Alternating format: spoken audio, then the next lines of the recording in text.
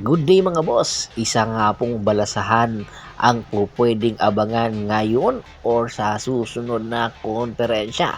Matapos nga po talunin ng Pure Blend Titan, itong Phoenix Fuel Masters, hindi po ibig sabihin na maganda itong nilalaro ni Joshua Monson ay mananatili na siya dito sa Pure Blend Titan. Matatandaan po, isa sa mga officer ng Pure Blend Titan ang in-interview at ang attachable lang daw po sa kanilang kupunan na player ay si Calvin Abueva at itong si Joshua Monson. Kung meron man daw magandang offer na player ay po pwede pong ibigay nila ito. At isa nga po sa mga nagkaka-interes na kupunan ngayon sa player na ito ay itong Magnolia Pambansang Manok Templados at itong si Coach L.A. Tenorio. Kung makikita nyo po ang lineup ng Magnolia ay kargado po ng mga veterano. Si Mark Baroka, Paulie, Rom De La Rosa at si Ian Sanggalan. Iilan lang po ito sa mga posible na mga veteranong player na unti-untiin nga po ang pakawalan nitong si L.A. Tenorio. At hangad nga po ng Magnolia Pambansang Manok Templados at ni L.A. Tenorio na makuha nga itong si Joshua Monson na isa sa mga player na po pwedeng makatulong sa kanila dahil nga po two-way player itong si Joshua Monson.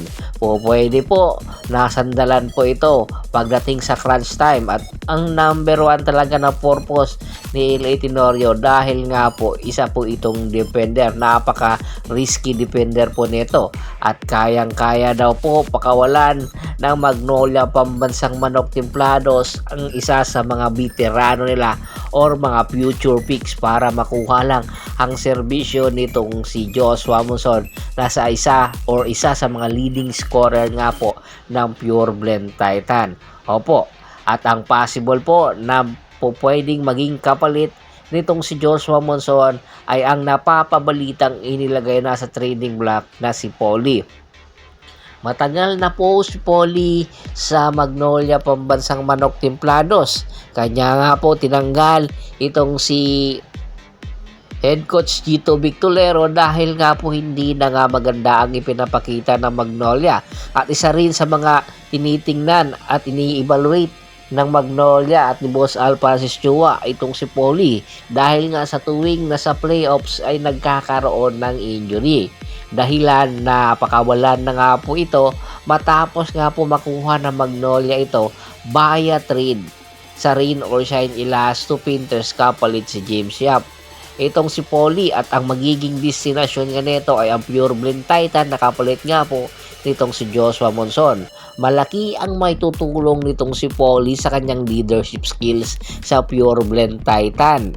At kung meron pa natitira na mga arsenal dito kay Paulie ay makakatulong po ito sa Pure Blend Titan. Ang tanong na lang, mananatili ba itong healthy? At hanggang kailan ito magagamit ng Pure Blend Titan? Dahil kung ikukumpara mo ito kay Joshua Monson ay malaki pa ang mapapakinabangan ng Magnolia kay Joshua Monson long term pa, unlike dito kay Paulie ay ilang taon na lang itong mamamalagi sa PBA. Pero sa ngayon, hoping na magamit muna ito ng Magnolia. Isa lang naman po ang posible magiging destinasyon nito. Kung hindi po matuloy ngayon konferensya, ay po pwede po next conference which is paghahanda nga po ang Pure Blend Titan ng balasahan especially sa coaching staff neto na napapabalita nga pong papalitan nga itong si John Del Cardel. Kaya po aabangan natin ang mga susunod na tagpo between Magnolia Pambansang Manok Templados at ng Pure Blend Titan. Ang tanong na lang po ng karamihan, magpapatunay ba itong Pure Blend Titan na farm team sila?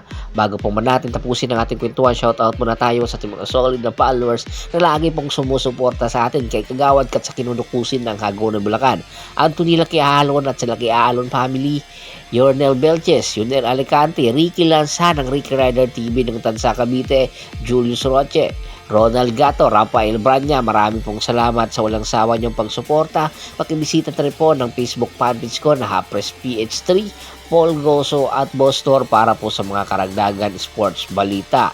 Once again, this is Percival Monteron at your service. Hanggang sa muling kwentuhan, maraming salamat po.